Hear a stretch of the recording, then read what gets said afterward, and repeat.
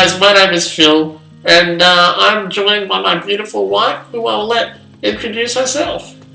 Hi guys, meet Susan Ealing, or Susan Jogo before I was married, or Princess Susie, with my husband here, Philip Ealing, aka Njoro, or Njoroge.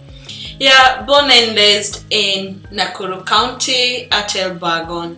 Been here for 6 years here in Australia, Adelaide, and I'm a social worker by professional. And I was born in the north of Adelaide in a city called Brisbane, but I've lived in South Australia for most of my life since I was 9 months old. Currently, I'm in university, about to finish my Bachelor's of Criminology and Justice, but prior to that, I had a full-time job working in the disability sector for the Australian government in Adelaide. So yeah. Yeah, so I came here to study. I came here as an international student to further my studies after I finished my year 12 or Form 4, they call it in Kenya. And yeah, I was so passionate to come here in Australia and, get to have more knowledge about what I have dreamed to study, and that was relatively more to do with people with disability, or maybe being a nurse. It has been my passion to help people, and especially the vulnerable people. So I think I did the right decision.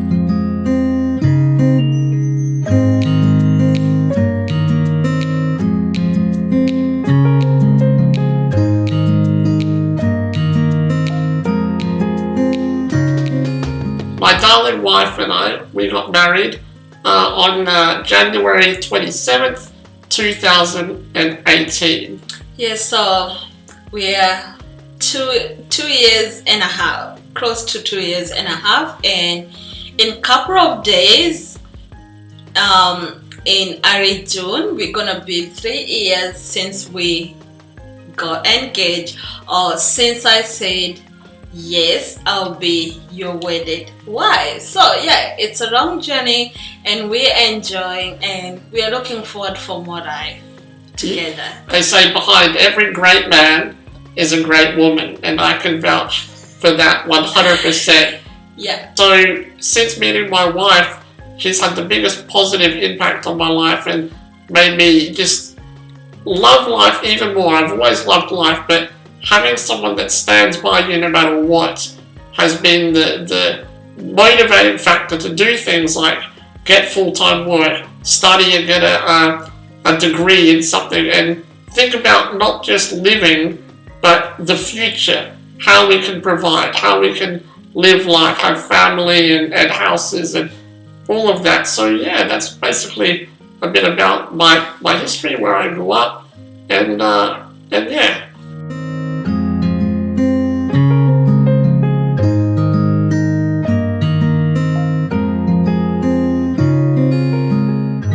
As I said, I came here as an international student here in Australia, Adelaide, and I just wanted to further my studies, and I was quite young. I came here to study my diploma in disability, or diploma in community services, and after I finished, that was 2 years after, I just thought, this is what I want to do, and this is what I'm so passionate about in my life.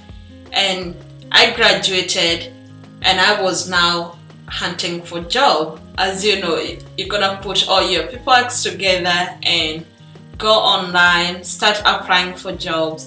Yeah, and one day, that's mid 2017, I was like, yeah, I'm applying everywhere, but I still had hope that I will get a job somewhere that I'll enjoy, just like any other person. You wanna enjoy your job and also your work environment.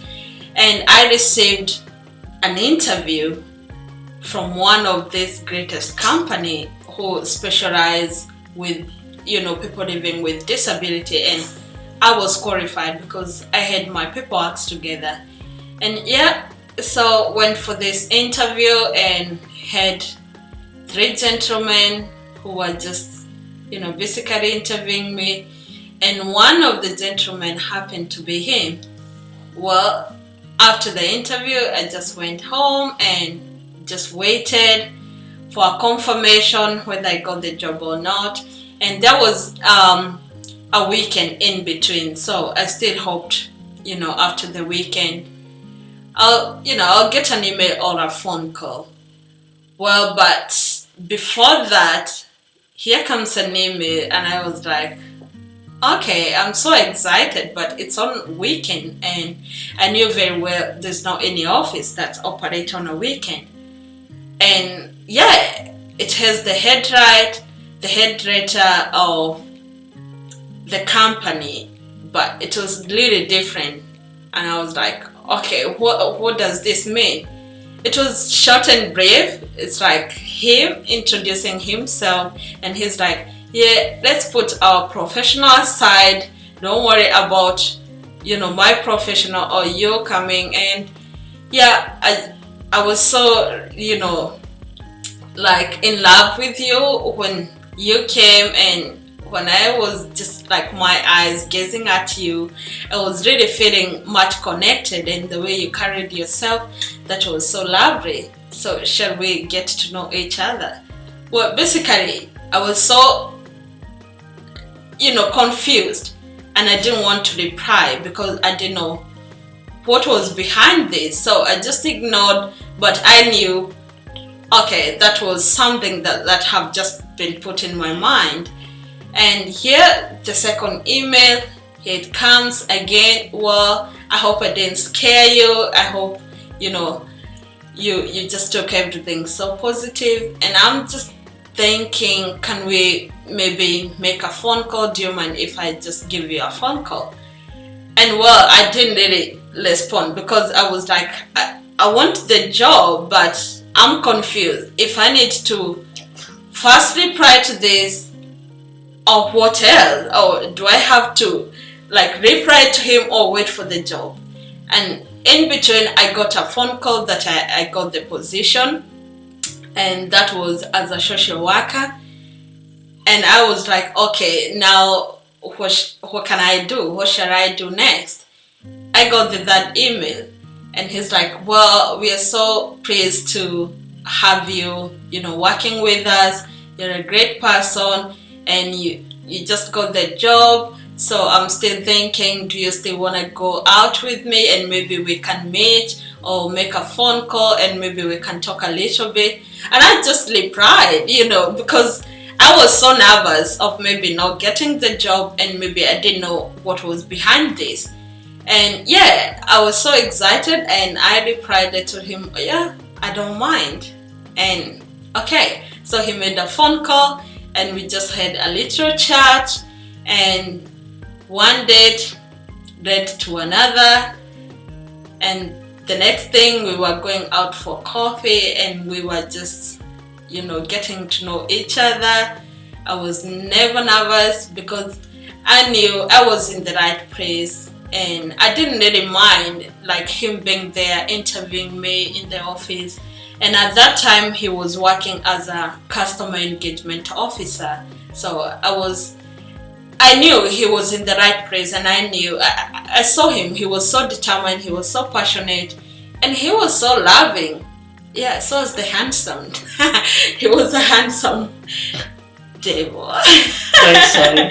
Yeah, and the rest is history. After that, we dated for a while, and we got engaged. And yeah, it was a memorable time.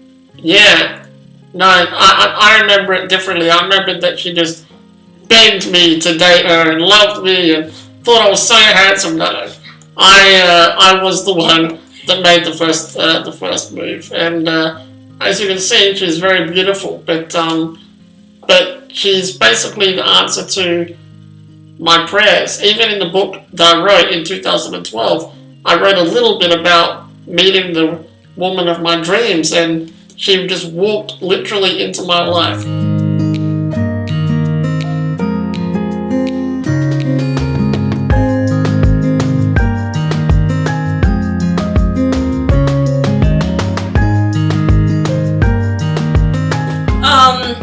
Actually, I'll just reflect back on when we were dating, because I love when you used to come to my house, and yeah, we would spend the evening together. We would just pray. That's it, nothing else. Just prayers. Yeah, he used to come to my house. Actually, we used not to live far. Actually, it was less than 10 minutes drive.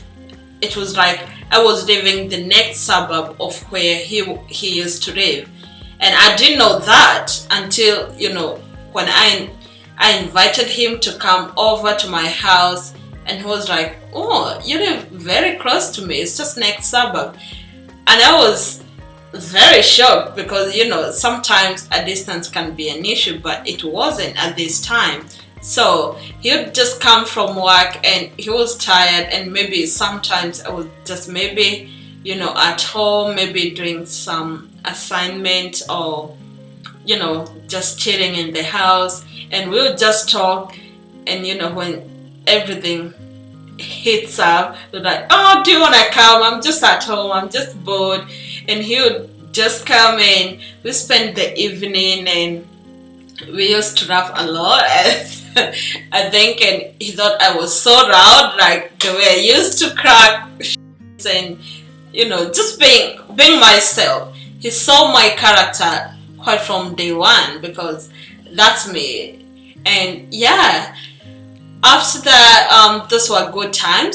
Yeah, so it was really an enjoyable time.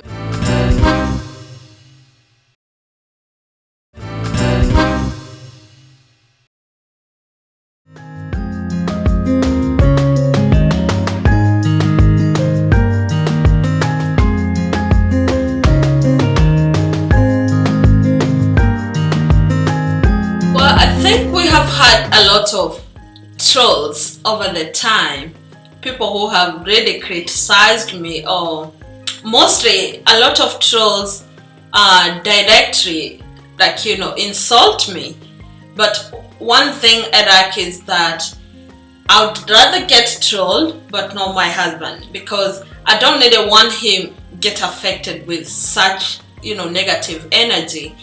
But for me, yeah, we can handle it, but, you know, I want people like sort of to insult me in any way, but not to do with my husband, because at the end of the day, he's the one who loved me and I loved him back. So, you know, it doesn't really matter. But most of the things that trolls have really insulted me or my husband is, you know, when they would just say like, "He's gonna die, I'm gonna take his, you know, investment or his wealth," and calling him names like tycoon. And I'm like, what's this? Like, seriously, do you guys, like, they're just people who are just, you know, keyboard warriors, and they really don't know what they're talking about. They just want to write something there, put negative energy towards people's life, and have a negative feelings about people. But I don't really care when people also call my husband like he's on a, you know, vegetative state, like he's not gonna live longer. And I often think, well, if you think he is, how long do you think you got to live? I always often think, like, should I live by that and ask them, how long do you think you're gonna live? If you can judge my husband based on his condition, his disability, and just go, well, he's not gonna live longer, well, you really don't know what you're talking about. And yeah, they just talk anything about, but I'm always very happy to be trolled, because I know I have inspired millions of people outside there. Despite the critics, we have inspired people. We have shown them that getting married to you know, person living with disability is not an issue, because at the end of the day, all you need is somebody who loves you. You love you love them back, you take care of each other, you excel in life, and that's what matters. The rest comes after. The rest, it's just a negative energy if people are trying and come in between you. But the good thing, I don't really reply to them. I have lived to get insulted, to be judged, to be asked questions, people questioning me now and then, like, oh, we don't really think this was a good intention you had to marry my husband.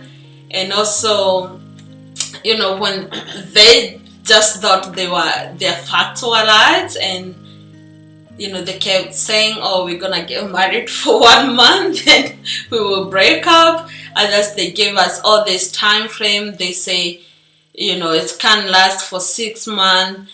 He can, maybe make me happy. He can sort of, do other things. But, we have had all this time frame from people who think, yes, it's okay to think, for ourselves, to think they're much better than us. But that's no. And I'm here to tell everyone, if somebody loves you and you love them back, that's all matters. The rest it's just a negative energy from people who don't really wish you well, and people who are just there to see you falling on your success. But, well, watch out. We are still kicking, and we got more years to celebrate. And yes, we are married 2.5 years, and we still don't really count, because we know we got so many years to come, and God will bless us. Amen. Yeah. I think what it is also is that a lot of people, they judge things on face value. So they see a guy in a wheelchair and a beautiful woman from Kenya, and they think, we don't think she can love him for him, so she must love him because of your money or because of something else. They can't simply understand a simple fact that she just loves him because of him, because who he is, because he is Filipino. He loves her back. And the funniest one is that men that think I can't show physical love to my wife. Well, we've thought about doing a live webcam. But, ignorance is bliss to a lot of people. But that brings to the next question, is who proposed, or how did it propose? And that was obviously one of the memories of that we've got, special days, is that I proposed to my darling wife, and I did it in Swahili. So I did say to my lovely wife, "Utakuwa bibi yangu," Yes, nitakuwa bibi yako. which was a great reply. Yeah. It would have been better than throwing some water in my face and walking away. I didn't get that, but I think you were so nervous. I was terrified. What if I said no? Actually, I don't get nervous. I've done motivational speaking. I've done comedy. I've done so many things. But that day and the day that I met her dad, 2 most nerve-wracking days of my life, because I wanted approval from both of them. And I got that. But at the time, it was nerve-wracking.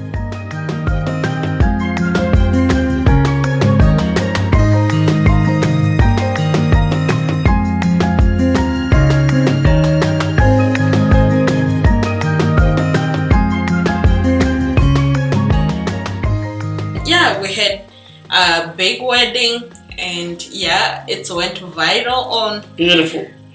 Facebook, and everyone was really inspired despite the trolls. A lot of people saw life on a different angle, that it's okay to marry people living with disability. It's not a curse, it's not something awkward, it's not anything weird. All I can just say is, in fact, it's a blessing, because that's all matters at the end of the day. So yeah, it was the greatest day of my life up until this point, and it probably still will remain for the rest of our lives. And I had the pleasure of meeting my step-parents, or mum and dad, and spending a lot of time with them, and that was probably the second greatest day of my life. And Dad and I got along really well. Mum and I got along really well. Susie's whole family, they adore me and I cherish them. So we're blessed. We truly are. Yeah, and the marriage life has been great. We enjoy every second, every moment. Amen.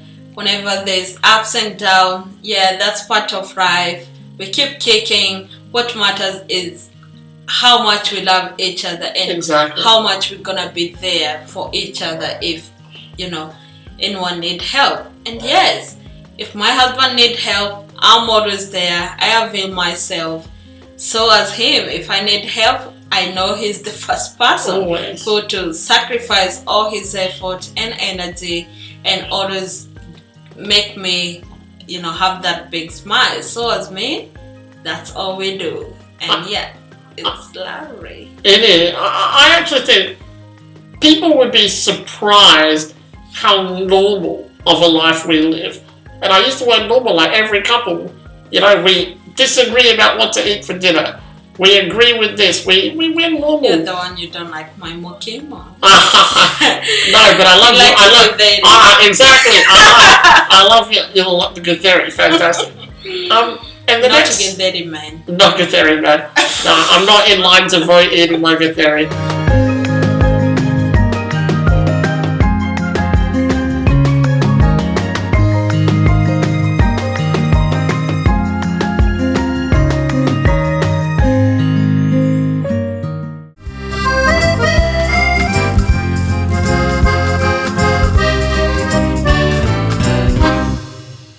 I'm gonna directly talk to my wife here, and I'm gonna say, love, I made you a promise that when I first got engaged in our pre-wedding video, that I would love you forever. I would always be here for you to lean on, talk to, and just never ever not have time. And everything that I've done because you support me, you love me. All I can say is I give all glory to God that you came into my life. It's without any doubt in my heart that you are my health, you are my heart, and you are my soul. So love, I love you, I will always love you. God bless you for being a strong woman. God bless you for being my wife. And I want the whole world, everyone watching this, to know that everything that I ever do in my life is because I have Susan Moira Jogu as my wife. So thank you so much, darling. Thank you very much, honey. No problem. I love you always. And yeah, thank you very much, honey, for always being there by my side, for always understanding me and taking all the responsibility as a husband, and as a man in the house. I'm always here to treasure you, to always let the whole world know how much I love you and how much you mean a lot in my life. And I'm looking to enjoy more life together. Amen. And may God help us in every aspect of that. And also, without you, I wouldn't be where I am today. You have changed a lot in my life, and I have enjoyed your company, and I have treasured you, and I will always treasure you.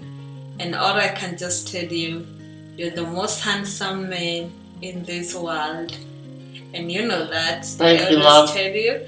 And yeah, you're the most loving husband that I have ever met. And yes, you do love me, and Amen. I do love you a lot. Amen. And I just hope that God will always be adding us more years to live together and to enjoy the fruits that God will bless us with. Amen. Yeah. Thank you, darling. And I love you so much. I love you so much.